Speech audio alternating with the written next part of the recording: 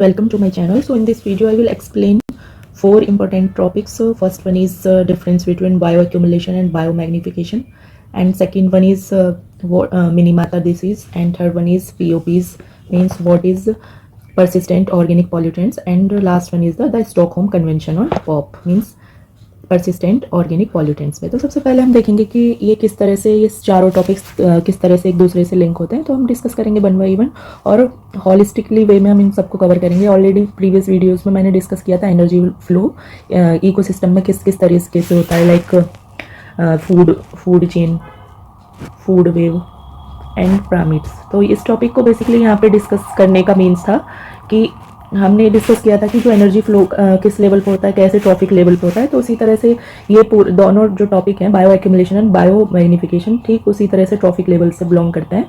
Means उसी तरह से इनकी कंसंट्रेशन में जो पॉल्यूटेंट्स हैं उनको कैसे इंक्रीज करते हैं, ये सब हम अच्छे से डिस्कस करेंगे। तो इस वीडियो में हम क्या क्या डिस्कस करने वाले हैं, तो सबसे पहले डिस्कस करेंगे bio accumulation, second one is what is bio magnification, and third one is what is the difference between bio accumulation and bio magnification, and fourth one is Minimata disease. Basically इस concept को समझने के लिए हम दोनों को, जब अगर हमें इनका पता होगा देन इसको हम अच्छे से अंडरस्टैंड कर पाएंगे। देन ये परसिस्टेंट ऑर्गेनिक पॉल्यूटेंट्स बेसिकली होते क्या है, और इनके पे थोड़ा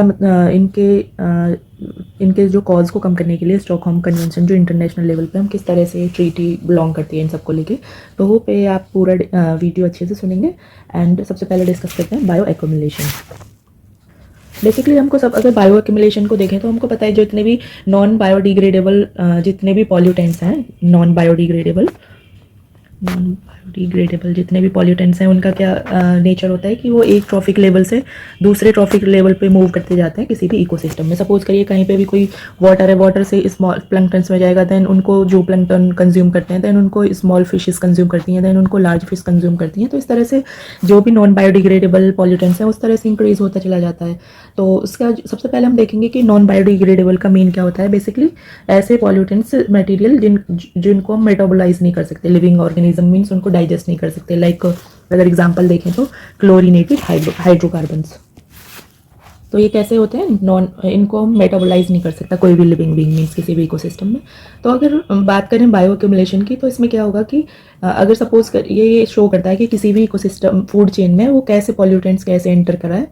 और बेसिकली जो बायो एक्यूमुलेशन को अगर डेफिनेशन देखें तो इसकी डेफिनेशन बेसिकली क्या होती है कि increase in concentration of pollutant from the environment to the first organism in a food chain. Means इसमें क्या होगा कि सिर्फ एक ऑर्गेनिज्म में कोई पर्टिकुलर ऑर्गेनिज्म में इसमें कैसे इंक्रीज हो रहा है कोई भी पॉल्यूटेंट्स। मीन्स अगर कोई भी न्यूट्रिएंट्स की भी बात करें तो वो लिमिटेड अमाउंट में एक अच्छे वे में वर्क करता है। अगर इसकी क्वांटिटी वाइज ये बहुत ज़्यादा एबनॉर्मल तरीके से पूरे स्पीशीज़ की बॉडी में अगर रिटेन कर जाए कोई भी पर्टिकुलर पॉल्यूटेंट तो ये हार्मफुल हो जाएगा।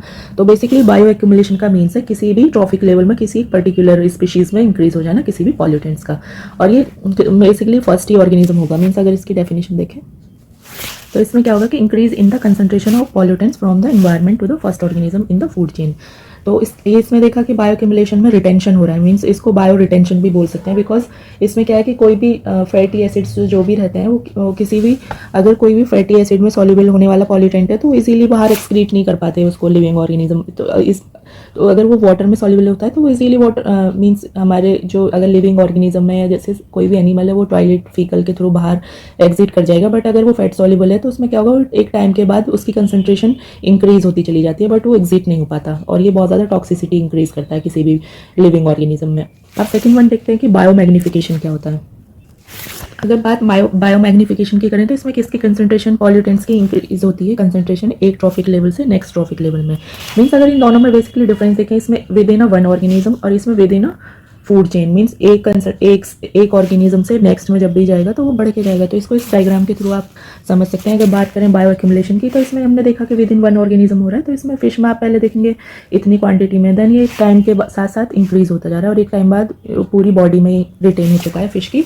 अगर बात करें बायो मैग्निफिकेशन की तो इसमें क्या है कि एक स्पीशीज जब इसको कंज्यूम कर रही है तो ये इसमें इंक्रीज हो रहा है, देन जब ये बर्ड इंसेक्ट को कंज्यूम कर रही है तो ये इंसेक्ट में जा रहा है, एंड फाइनली ये जो हॉक है इसमें चला गया। तो इस वजह से क्या होगा कि इसमें concentration with in organism increase होगी किसी भी पॉल्यूटेंट्स की, और इसमें जो कंसंट्रेशन इंक्रीज होगी वो फर्स्ट ट्रॉफिक लेवल से नेक्स्ट ट्रॉफिक लेवल में इंक्रीज होगी। इसको एक और पिक्चर में के थ्रू हम देख सकते हैं। अगर बात करें किसी भी एक्वेटिक इकोसिस्टम की तो सबसे पहले कोई भी पॉल्यूटेंट, सपोज करिए कोई भी इंडस्ट्री है, वो अगर पॉल्यूटेंट डिस्चार्ज कर रही है तो वो सबसे पहले वाटर में आएगा, देन उसको प्रोड्यूसर्स जो भी प्लंक्टन्स रहेंगे वो कंज्यूम करेंगे, then zooplanktons, then small fish, large fish, और इस तरह से जो भी इस फिश को ईट करेगा, मीन्स ये ह्यूमन भी हो सकता है, बर्ड भी हो सकती है। तो इस तरह से क्या होगा, ये सपोज करिए यहाँ पे DDT मीन्स एक इंसेक्टिसाइड होता है, उसकी कंसनट्रेशन को इसमें मैग्नीफाई होते हुए दिखाया है। तो इसको बायो मैग्नीफिकेशन को बायो एम्प्लीफिकेशन भी बोल सकते हैं अगर कहीं एग्जाम में आता है।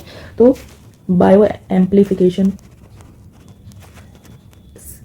ये इसका मीन्स क्या होता है, बायो मैग्नीफिकेशन, दोनों का मीन्स सेम ही है। तो इस तरह से होप आपको ये दोनों टर्म क्लियर हुए होंगे। इसके बाद हम देखते हैं कि बेसिकली कि मिनीमाता डिसीज़ को बेसिकली इस यहाँ पे डिस्कस करने का क्या मीन था, तो वो देखते हैं अभी। बेसिकली अगर बात करें मिनीमाता डिसीज़ की, तो ये किसकी वजह से कॉज होता है, मरकरी। मरकरी का केमिकल फॉर्मूला क्या होता है, Hg। तो सबसे पहले इसको कब नोटिफाई किया था, अराउंड 1956 में। ये जापान का एक प्लेस है मिनीमाता, वहाँ पे कुछ फिशर्समैन थे, वहाँ के एक लेक में वो वहाँ पे वहाँ के जो कुछ फिशरमैन, बहुत सारे जो फिशरमैन थे, उनकी जो फैमिली है उनमें एक डिसीज़, पर्टिकुलर एक डिसीज़ फैला गया, और वो किससे रिलेटेड था, न्यूरोलॉजिकल, बेसिकली जो न्यूरोलॉजिकल सिम्टम्स हैं उनके उसके थ्रू वो दिखाई दिया। और ये मरकरी बेसिकली एक पॉइजन का वर्क किया था वहाँ पे लोगों के लिए।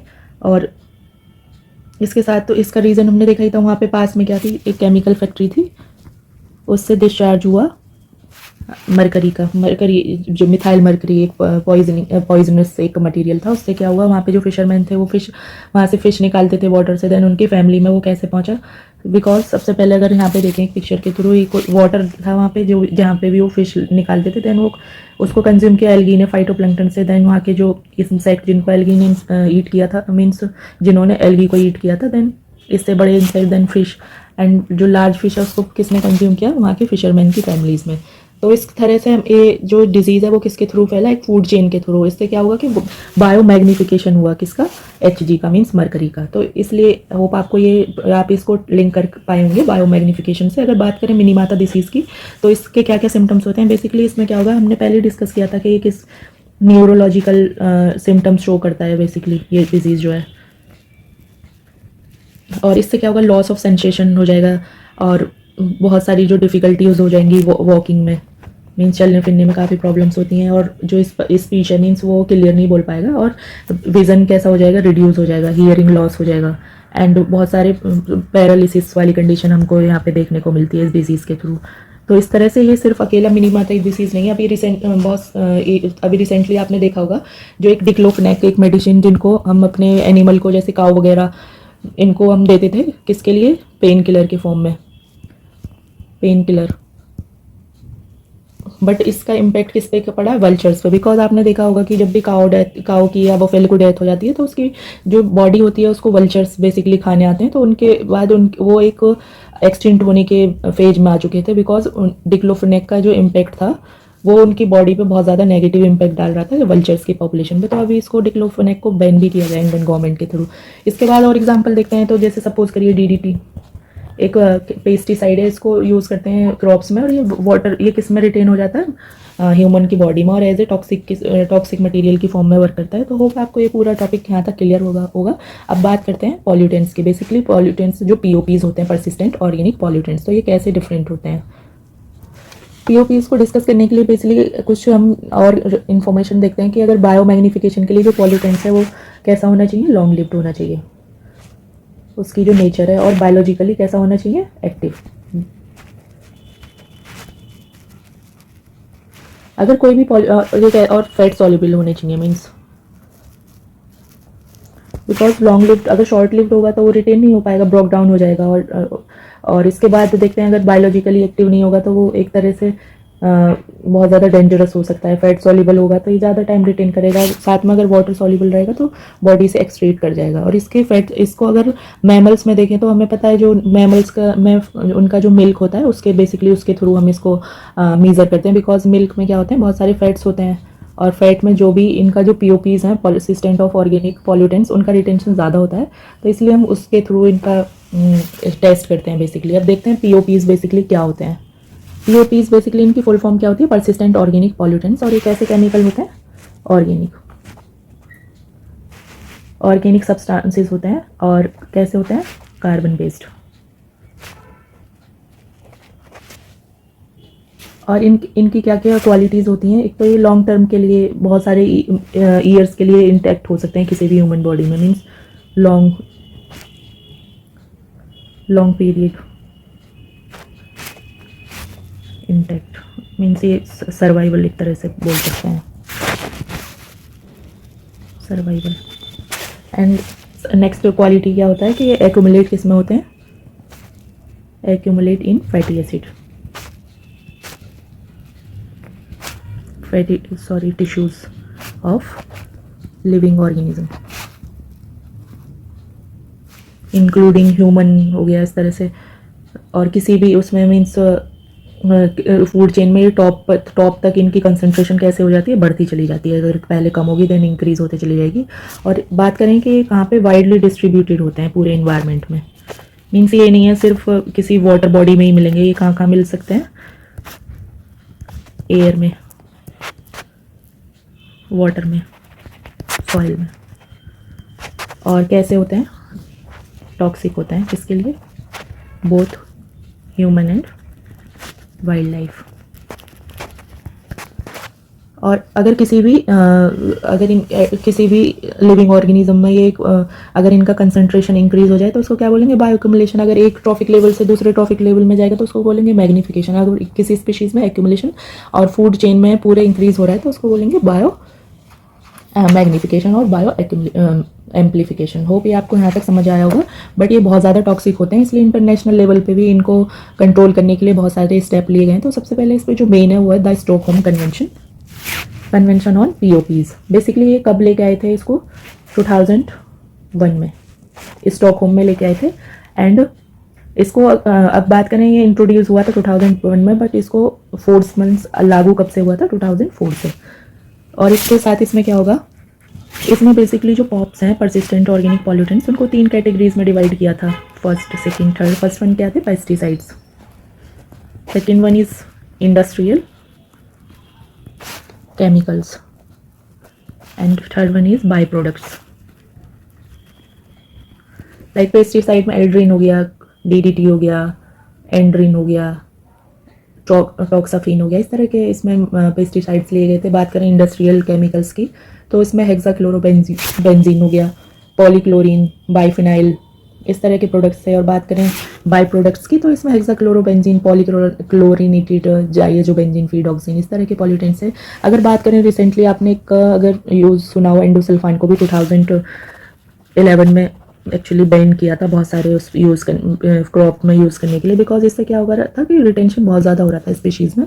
और ये अदर स्पीशीज़ जो फूड चेन की थे उनमें ज़्यादा रिटेन हो रहा था। फर्दर क्रॉप में जितना इंप्रूवमेंट लेके आ रहे थे या जितने यूजेस थे उसके ज़्यादा नेगेटिव इम्पैक्ट इसका इकोसिस्टम पे पड़ रहा था। इस वजह से इसको सीवियर कैटेगरी में डिवाइड किया था इस कन्वेंशन के थ्रू। होप आपको ये पूरा वीडियो अच्छे से समझ आया होता है। एक बार और फिर से रिवाइज करते हैं, हमने आज क्या क्या पढ़ा। सबसे पहले बायो एक्यूमुलेशन देखा, उसमें क्या था, किसी एक स्पीशीज़ में कंसंट्रेशन बढ़ना किसी भी पॉल्यूटेंट्स की। एंड सेकंड में देखा बायो मैग्निफिकेशन, उसमें क्या था, एक ट्रॉफिक लेवल से नेक्स्ट ट्रॉफिक लेवल्स में कैसे इंक्रीज हो रही है concentration. Third one is Minimata disease, उसको हमने इस एग्जांपल्स के थ्रू समझा था कि कैसे इंक्रीज होती है कंसंट्रेशन। और मिनीमाता डिसीज बेसिकली मरकरी के थ्रू होता है और कैसे वो डिजीज़ करता है ह्यूमन में, किससे रिलेटेड होती है, न्यूरोलॉजिकल सिम्टम्स को शो करते हैं, इसमें पैरालिसिस वगैरह हो जाता है। देन पीओपी डिस्कस किए किस तरह से ये लॉन्ग लिव्ड होते हैं और वाइडली डिस्ट्रीब्यूटेड होते हैं किसी भी एनवायरनमेंट में। And last one is Stockholm convention के पीओपीज पे कंट्रोल और उसका रेगुलेशन करने के लिए कौन सा कन्वेंशन लेके आए इंटरनेशनल लेवल पे, स्टॉकहोम कन्वेंशन। और ये कब लेके आए थे, 2001 में। एंड फोर्स में कब लेके आए थे, मीन्स इसको इंट्रोड्यूस किया था 1 में, देन इम्प्लीमेंट किया था 2004 में। होप ये आपको पूरा वीडियो पसंद आया होगा एंड आपने एंजॉय भी किया होगा। And thank you so much for watching. If you like, please like and subscribe this video. Thank you so much.